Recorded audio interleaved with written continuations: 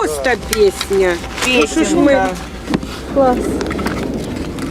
Да, вообще.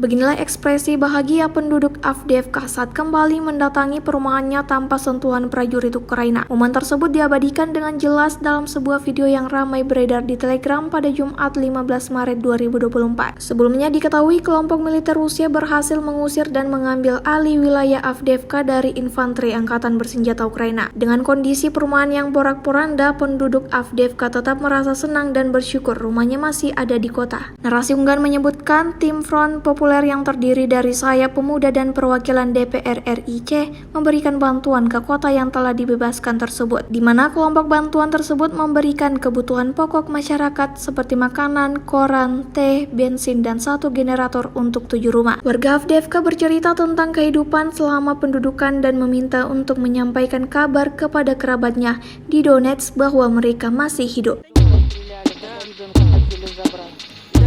Три раза приезжали за Сначала ребенком. приехали волонтеры, Белая армия, по-моему, да? Нет, просто волонтеры. Потом приехала полиция, потом приехали военные. В общем, короче, их это уже все достало. Они уже грубо сказали, что мы ребенка не отдадим, и пошли бы вы по натоптанной дорожке. Короче, достаточно нас